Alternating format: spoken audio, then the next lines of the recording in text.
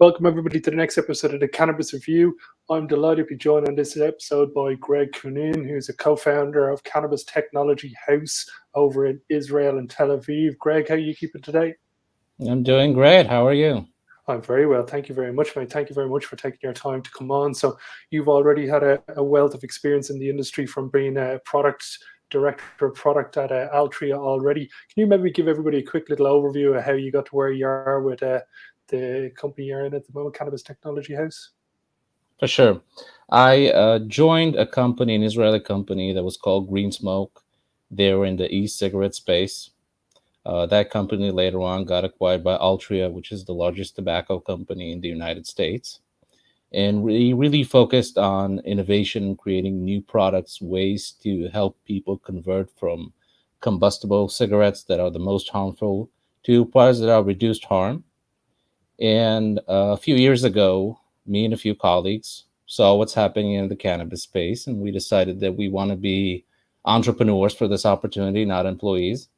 So we basically took all the knowledge we got in terms of how you create innovation for a regulated space, how do you balance out the consumer, the regulator, and the business side, and we wanted to apply it to the cannabis space.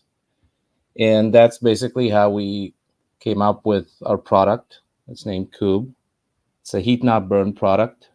We wanted to go to heat not burn, where basically you heat up the flower instead of burning it, but you're still using authentic flower. You're not using artificial liquids or something like that, because we've seen that that platform is the most successful in terms of converting people from combustion products to something that's less harmful. So we have these little cubes. Inside, there's about zero point 0.2 grams of cannabis flower, and all the user needs to do is put them in this device, give it a little press, and they're ready to go. So the device is ready to use, and it switches off automatically once the session is completed. There's no wait, there's nothing involved in that. And when they finish, they just dispose of the capsule. They can pop another one right in. So there's no cleaning, no hassle involved. And we're planning to commercialize this in the United States this year. Okay, sounds amazing. Some real innovation in the space of consumption inhalation. So you're telling me there, is this going to be like espresso pods where I can just clip in a cartridge, boom, I don't have to clean it, I don't have to get rid of any of the nastiness that normally comes with putting flour into a vaporizer? You nailed it. Like the Nespresso model is exactly what we're going for. I acknowledge that there's a lot of people who are aficionados. They like the hassle. They like dealing with the big vaporizers. But we think there's a larger audience that just want the experience. And when we saw that there's this huge innovation in terms of strain, you can now find a strain that at least claims that they can solve every problem. But really, in terms of how to consume it, half of the markets are still joints and dried flower in jars. And we're mostly focused on the recreational space, but even in the medical space, it doesn't make a lot of sense. You go to the doctor and you say, well, I have a health problem. And he goes, okay, here's cannabis. It can help you, but your way to consume it is going to long-term create another big health problem for you. Yeah. Okay, so you guys have this consumption method, inhalation method. Can you explain the heat not burn part that that is a core component of the product? Is it the fact that it's just the capsule that's being connected to it is allowing some of the heat to happen, or what is the exact engineering behind the process? For sure. So I'll speak a little bit about the technology itself. So heat not burn is a technology that's already being applied in the tobacco space, mostly by ICOS, that was developed by Philip Morris International. I think it was the one of the first products that were approved by the FDA as a reduced risk product and was authorized to be on the U.S. market. And the idea in heat not burn is, okay, we want to get the sensory experience right, because if the experience is not right, people are not going to shift to our product. So it doesn't matter how less harmful it is, people are just not going to use it. So basically, the idea is saying, let's take real authentic tobacco, but instead of burning it, we'll just heat it up to the point where all the components, all the oil is released and a person can inhale it. But we never bring it to the point of combustion where all the main harm is created. The main harm from smoking is not necessarily nicotine. It's mostly that people are inhaling something that was combusting, something that is burned.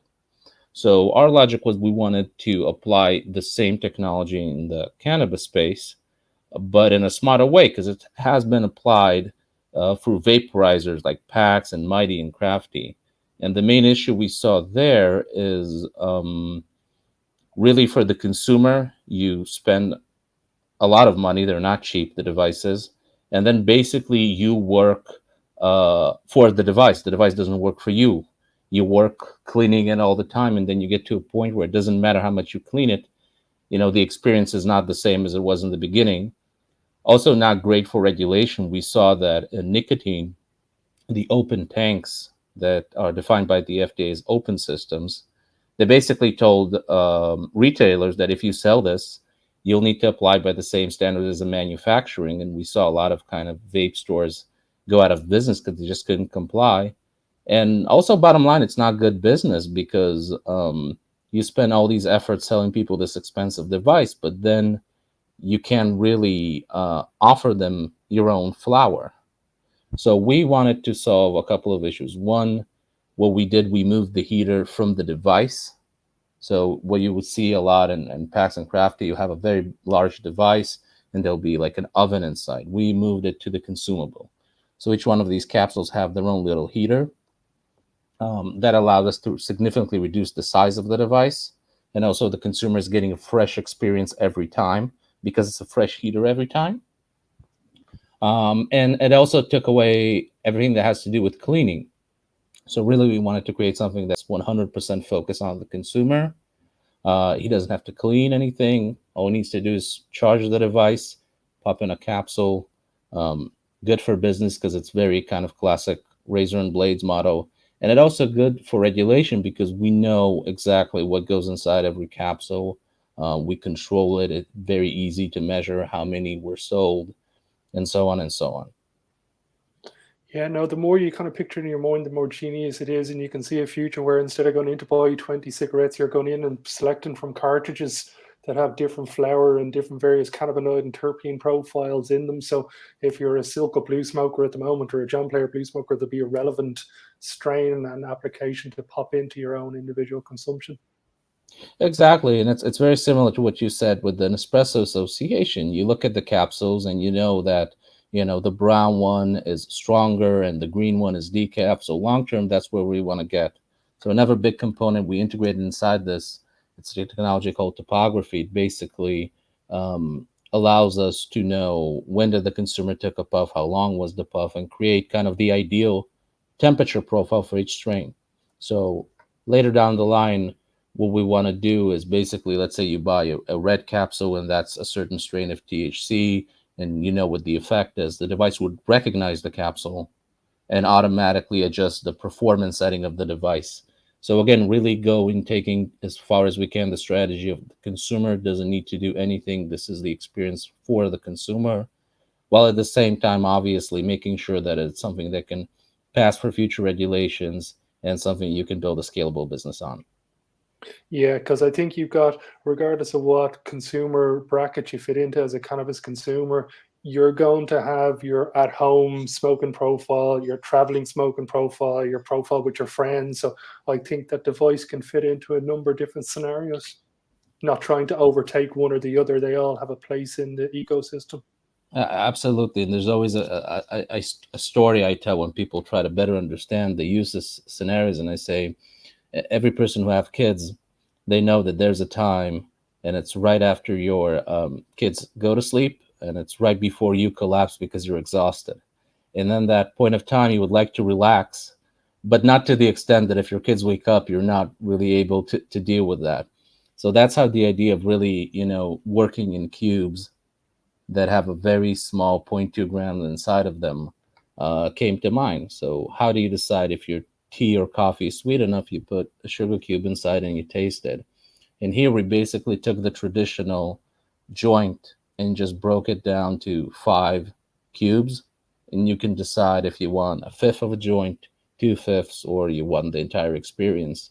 So this is just another layer of kind of intuitive control for the consumer instead of letting them study on their own how to adjust resistance and what's the right temperature. We just felt it's a more intuitive way. Yeah, no, well, I think a big part of getting this to be a global consumer industry will having the dosage right for people who don't know or have no education in the industry, that they can feel safe knowing that they go to. You're making me jealous taking a hit off that thing now. Yeah. We can organize shipments to Ireland. Talking of Oh, regulation, we had experienced some issues with the PACT Act in the United States, but Europe, luckily, is a much more understanding market. so then let me move on to the last topic. The regulatory process that you guys got to go to, is it the equivalent of FDA approval, EU approval? You're getting certain territory, or is it individual countries that you have to get approval from for the device? So really, it's one big mess right now, because even the United States, it's one country, but it's different regulations in every state. What we did, we basically took everything we know from regulation of the FDA defines electronic nicotine delivery systems, and there's a process of pre-market approval for that. So we basically took that as our blueprint for what we need to take into consideration. So we knew that it needs to be a closed system where the consumer can't just put anything inside. We knew that there's certain tests we need to do. We know that we need to show that this is not going to appeal to the wrong audiences. So we just proactively kind of did an exercise at the early days of saying, okay, let's just replace the FDA regulation of electronic nicotine delivery system. Let's just replace the word nicotine with cannabis and see where we land. And that really what drove our regulatory strategy from day one. So yes, at the moment there are regulations in every market, but usually what happens is the FDA will eventually regulate this once it becomes federally legal in the United States, and then there'll be kind of standard regulation, and usually other countries will follow whatever the FDA does. So right now in the United States, there's nuances to each market, but the most important thing, it's not to sit down and read every law. It's to understand the logic and what the regulator is trying to prevent. And the regulator is trying to prevent a few things.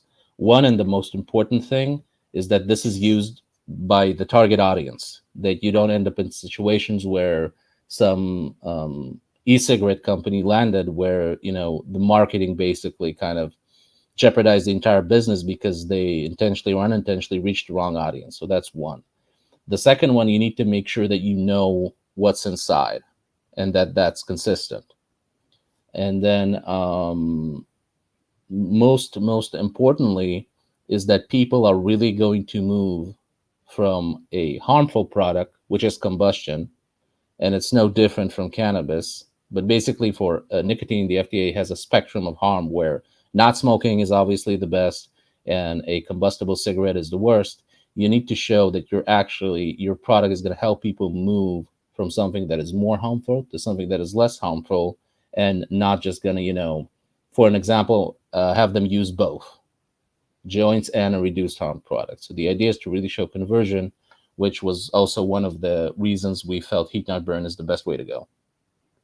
Amazing. Excuse me. Can you add CBD flower or hash? Is the what you put into these things relevant, or is it coming specifically from your own? Anything you can put in a joint, I'll clarify, not everything you could put in a joint, anything you should put in a joint, you can put into the system. So we operate as a technology company. So we partner up with cannabis companies that have cultivation, that have that, and we work with them to identify kind of the perfect settings for their blends, Amazing. and then we just set it up. Yeah, theoretically, even in the earlier days, we even tested it with tobacco, just as a startup. Also, as a category, you can't really taste cannabis and stay focused for too long. So tobacco was a good alternative. So even worked with tobacco. Not that we have any plans to go into this space, but yeah, essentially, any type of flower strains, whether it's CBD or THC, works well with the device. Amazing. It seems like one of the proper innovations that I've seen over the last few years in the industry. And I wish you guys the best of luck with it. We've come to our time now, but thank you very much for coming on the show, mate. It's very much appreciated. Thank you. It was great to be here. Thank you, guys. If you want to check out the device and everything about Cannabis Technology House, you can see the website down below there. It'll be in all the links, whether you're listening to it or watching it, you'll see it below. So thanks again for watching. And Greg, chat to you again next time. Hopefully we get an update off you by the end of the year. Absolutely. Take care. Thanks, guys.